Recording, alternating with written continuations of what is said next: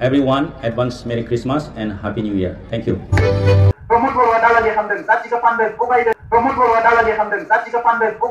सिगाङावल' सार होननानै बुङो नंगौना नङा स्टुडेन्ट फैनानै साला हारामि फैसा जाख'ग्रा बेफोरबायदि सबसे बड़ा मच्छी आज में ही हुआ है UPPL সভাপতি না এফসি সভাপতি কোন যদি প্ৰমাণ পাওয়া যায় মই জানো এই আপসৰ সভাপতি UPPL সভাপতি এডভাইজার সব কয় जोंनिया BTC नि सिबा एफसुखौ बुंगासिनो दङ दिनै एफसुआ मा मावदों बहाबा दावराव दावसि जादों बेयाव एफसु जेंना जादों बेयाव एफसु सोरबा थगाय जादों बेयाव एफसु आन्दोलन खालामनांगौ बेयाव एफसु माबा मोनसे जेंना जादों एफसु जेरावबो एफसु आरो बे एफसुखौ बुंदों दालालि खालामदों होननानै एफसुआ एसेबां मावनानै दालालि खालामदोंबा बिपिएफआ मा मावदों अभी तो सबसे दांगुर मास मुई हुई थगायदों सोर मादों सोर प्रमोद बर'आ दालालि खालामदों जाथिखौ फानदों थगायदों आंहा मा बेबायदि मावनो हानाय हिम्मत दङ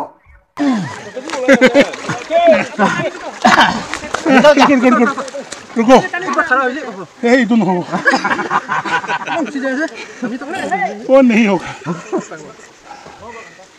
बचते बचते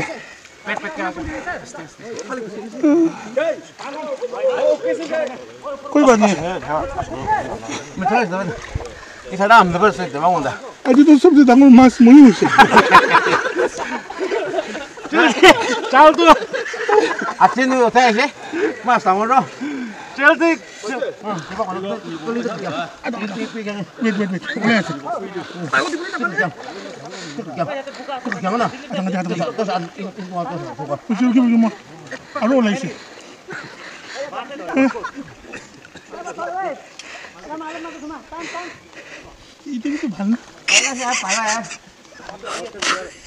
मैं सोचा पानी में तो भरा नहीं होगा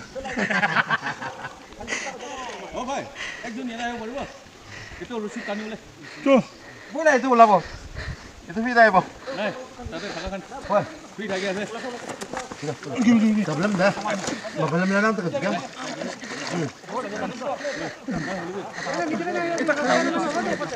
भाई कचंग स्टेप चाहिए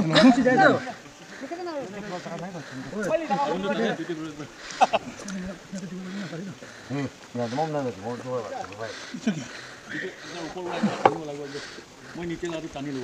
Hai, kita mulai kerja kan? Tunggu deh. Tunggu deh. Haleluya. Agak masih. Please try to Nikita. Tengok ni malam apa?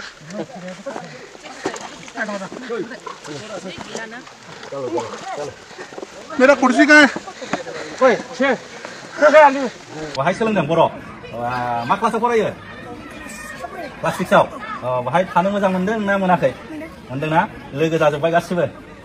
अमा जायो, दाउ जायो, ना जायो, फुरा जाजोबबाय। हा? फुरा जायो। बोरमा जाया? Dr. Alfred Basumataryआ गुबुन हादरफोरनि गथ'फोरखौ उन्दैनिफ्राय गारा बिसोरो मालाबाबो चकलेट जायोबाबो माबा मोनसे केक बिस्किट जायोबाबो बिसोरो प्लास्टिकखौ सिपियाव सोनानै लायो जेब्लानाखि डास्टबिनखौ नुवा ओरैनो गारा डास्टबिनखौ नुबासो डास्टबिनाव गारबाय Happy Parents Day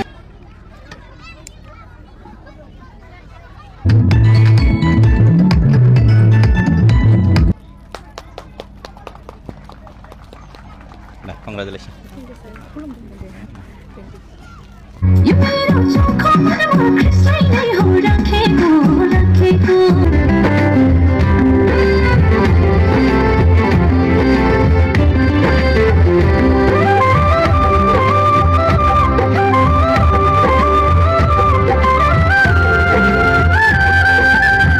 आंजों दङ सार नमल दैमारि स्कुलनि एडमिनिस्ट्रेटर जोङो दा सारनिफ्राय एसे मिन्थिनानै लागोदिनि कैप्स्टन इंलिश स्कुलनि सोमोन्दै सार बे कैप्स्टन इंलिश स्कुला बेसेबां बोसोर जाखो दासिमाव बियो 12 इयार्स रानिं जाबाय सार 12 इयार्स रानिं ओरैनो बेसेबांसो स्टुडेन्ट्सफोर दङ दा जोंहा 400 दङ मा जायगानि स्टुडेन्ट्सफोर दङ सार बेवहाय जोंहा धेमाजिनिफ्राय दङ कार्बि आंलंनिफ्राय दङ बेनिफ्राय ओरैहाय अदालगुरि मासबाद ओमफ्राय तेजपुर मिसामारि दिखियाजुलि बाटासिपुर ओमफ्राय ओरै पकेराग्राम ओमफ्राय ओरैहाय रानिखाता सान्तिपुर दादगारि ओमफ्राय ओरैहाय वेस्ट बेंगल आलिपुरनिफ्राय दङ गसाइगाव श्रीरामपुर गासिबो जों कभार खालामजोबबाय आरो हल आसामखौ बुंनो थाङोबा बिसोरो हस्टेलाव थायो ना डे स्कलार हस्टेलाव थायो बाहाय माने डे स्कलारबो आरो हस्टेलारबो मोननै फेसिलिटिस दङ ओरैनो separate hostel for the girls and boys. Boys and girls ni थाखाय separate.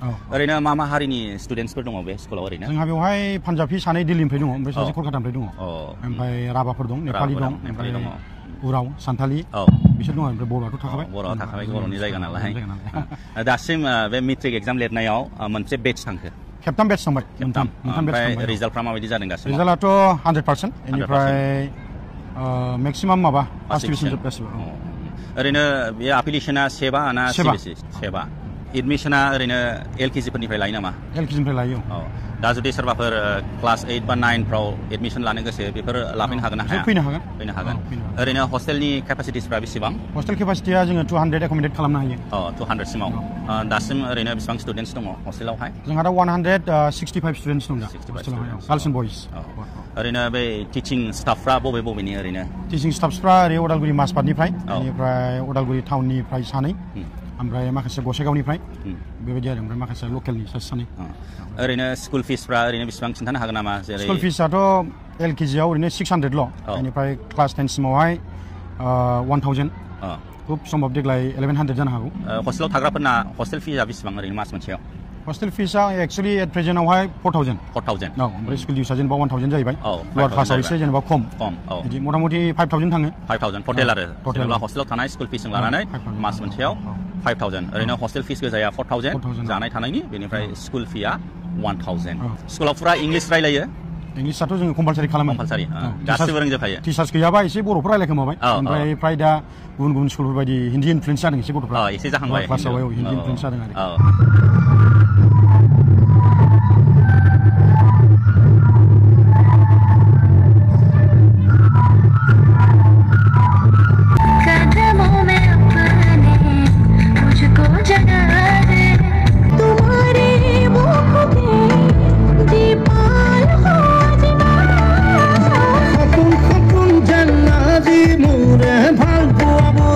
Let's all have a round of applause. This is Dr. Alfred Basumataryआ.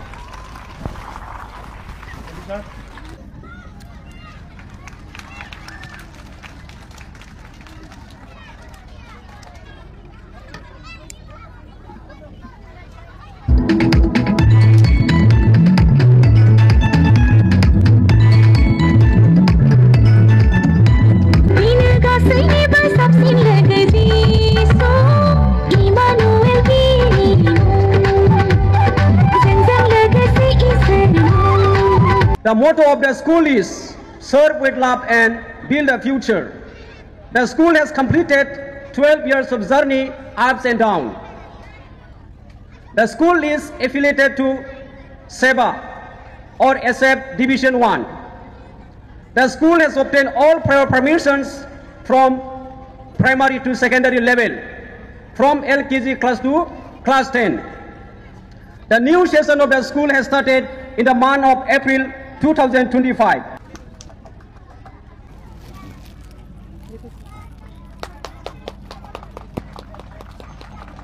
Congratulations. Let's give a big round of applause for the achievements.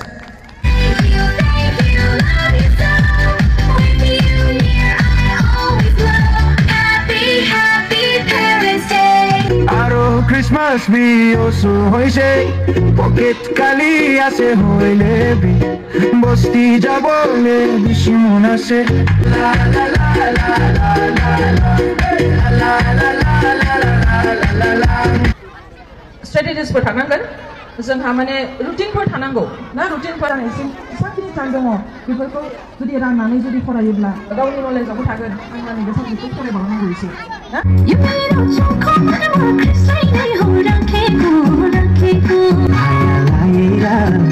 खुशी छाएगा मगन beach एक बचे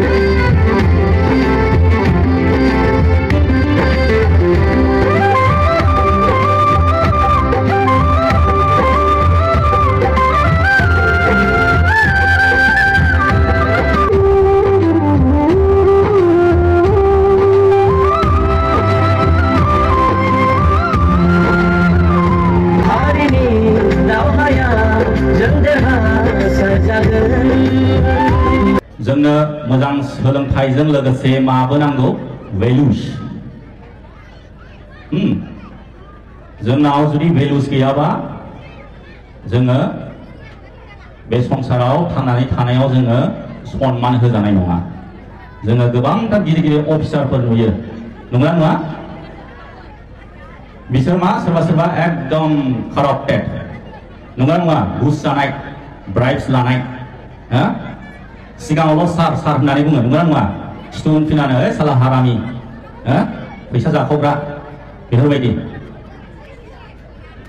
दा बेनि थाखायनो जोङो मोजां भेलुसखौ नांगौ बेखौ जों माला सोलोंनो हायो स्टुडेन्ट समनिफ्रायनो गथ'खौ जोङो मोजां आखल फोरोंनांगोन सनमान होनो हानाय गिदिरखौ उन्दैखौ बयखौबो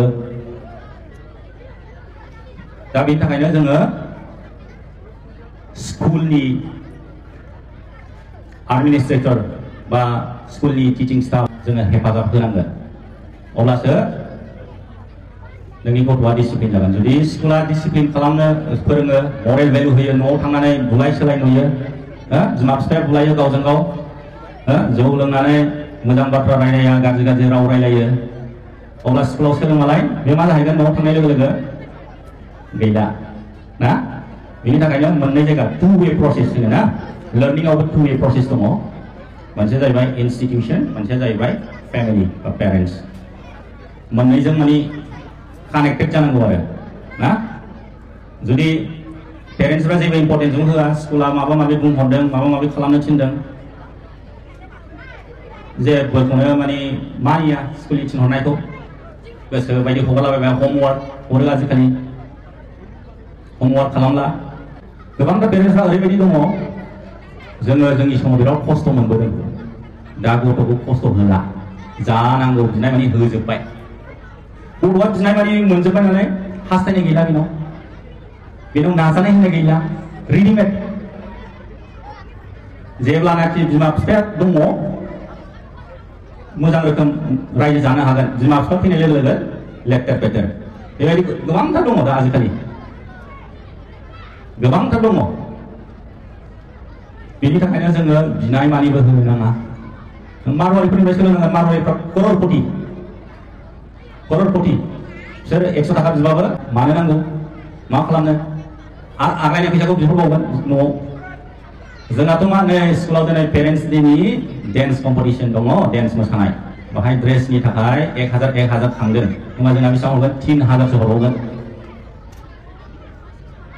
बेनाव निड्स होनायानो गैला माने माखासे खम डिफिसियेन्सि होनो इंराजियाव माने खमि होनायानो गैला दा बेनि थाखायनो जोङो बिनाय मानि होनो नाङा आरो रायनांगोन लार्निं सोलोंनायाव रिवार्ड एन्ड पानिशमेन्ट होननाय दङ जों दा बे जिनिसखौ जोङो फल' खालामा मोजां मावोबा जोङो रिवार्ड होनांगोन बाख्नायनांगोन बा मोनसे गिफ्टफोरबो बायनानै होनो हायो जों जेनेबा ड्रेस गोदान बा माबा मोनसे जिखुनु जुदि बे गाज्रि मावदोंबा जों रायनांगोन साजा होनांगोन जुदि गथ'आ उन्दैनिफ्रायनो रायजाफेराखैबा एसे बुंबानो हाला बेयो सैज' हाला नंगौना नङा गोबांथार दङ जोंनि लोगोफोरखौनो दासिमबो जोंनि बैसोनियानो आंखौ आंनि आइ आफायानो रायफेराखै आंखौ आंनि आइ आफायानो आंखौ बिदि बुंफेराखै नों मारै बुंखो बेफोरबायदि माने सैज' हाया इमोसन फिलिंसखौ कन्ट्रल खालामनो हाया बेनि थाखायनो जोङो उन्दैनिफ्रायनो ट्रेन खालामनांगोन जोङो रायनांगोनबो अननायबो होनांगोन गाज्रि खामानि मावदोंबा जों रायनांगोन एखमबा एसे बुदबनांगोनबो आजिखालि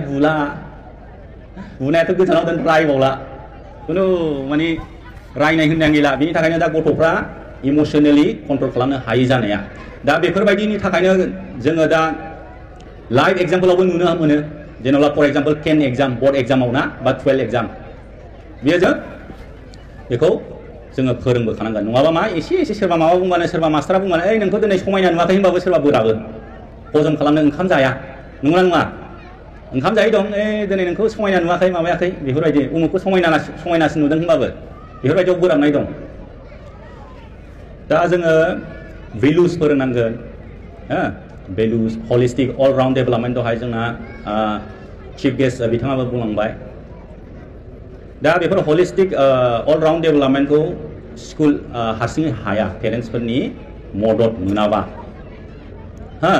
आं आसा खालामबाय बांद्राय गोबाव खालामला स्पेसखौ बुजिबाय होननानै बुंनांगौआथ' रायलायनांगौआ गोबांथार दङ आरो आङो मोनसे टपिकआव सावरायनो नागिरबावदों बेनो जाहैबाय हाइजिन पार्सनेल हाइजिन बा हाइजिन स्वच्छ भारत जेरै जोबोद गोग्गाथाव केपस्टन स्कुला बे अवार्डखौबो मोननो हाबाय गोबांथार हाजार हाजार स्कुलनि मादाव दा बेखौनो आं रिक्वेस्ट खालामो गोबांथार आजिखालि प्लास्टिकआव रेडिमेड जाग्रा पेकेट मोनबाय आरो बेल' नङा मैगं बायहैबाबो जों प्लास्टिक मोनो गोबांथार न'खरफ्राव डास्टबिन गैया दासिमबो ओरैबायदि लासिं सिं दासिमबो अन्थाइ मुगायाव दङ आङो ओरैबायदि लाजिनाय मोनो मानो होनबा आङो बिदिनो गोजान गोजान जायगायाव थाङो फर एग्जाम्पल नों म्यानमार बोरमा होनो ना बोरमायाथ' बिराद गोरिब कान्ट्रि इण्डियानिफ्राय गोरिबसिन होमबाबो म्यानमाराव हाबनानै थांनाय नोङो प्लास्टिक मोनसे पेपार मोनसे गारनाय नङा नों हाथाय बाजारावबो ओरैबायदि साफा ओमफ्राय नै जोंनि खाथि साखाथियाव नायदो नों भुटानाथ' ओरैबायदि गोरिब इण्डियासो फैसा हरबाय थायो होमबा नायदो बिसोरनि डिसिप्लिनखौ नाय बिसोरनि थानायखौ नाय न' बांखौ नाय बेसेबां साखोन सिखोन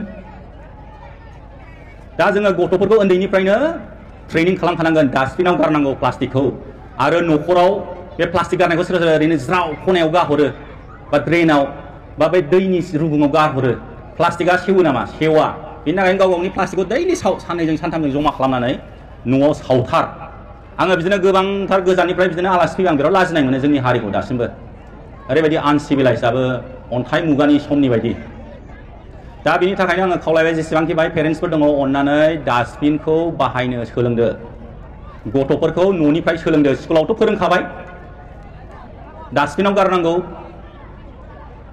दा स्कुलावथ' फोरोंबाय जुदि न'आव प्रेक्टिस खालामाबा बेनो भेलुस आं दहाय होननाया न'आवबो नोंथांमोनहा उन्दैखौ फोरोंनांगोन जुदि उन्दैनिफ्रायनो बेफोरबायदिखौ दाखोरखौ डास्टबिनाव गारनांगौ प्लास्टिकखौ सावनांगौ जमा खालामनानै बेफोरबायदि फोरोङोबा ओरैबायदि साखोन सिखोन जागोन जोंनि जायगायाबो नोङो गुबुन जायगानि गथ'फोरखौ गुबुन हादरफोरनि गथ'फोरखौ उन्दैनिफ्रायनो गारा बिसोरो मालाबाबो चकलेट जायोबाबो माबा मोनसे केक बिस्किट जायोबाबो बिसोरो प्लास्टिकखौ सिफियाव सोनानै लायो जेब्लानाखि डास्टबिनखौ नुवा ओरैनो गारा डास्टबिनखौ नुबासो डास्टबिनाव गारबाय जुदि डास्टबिन गैयाबा गाव गावनि पकेट बा सिफियाव सोनानै लायो दा आं खावलायबाय नोंथांमोनहा बयबो डास्टबिनखौ न'आव दोननो सोलोंदो गथ'खौबो उन्दैनिफ्रायनो फोरोंखादो स्कुलावल' फोरोंनायजों जाया न'आवबो प्रेक्टिस खालामनांगोन भेलुस होननाया बेनो भेलुस आङो बांद्राय गोबाव खालामला एसेयावनो फोजोबसै नै लेटबो जाबाय thank you once again Capstone English school for inviting me in this auspicious day of 12th Parents Day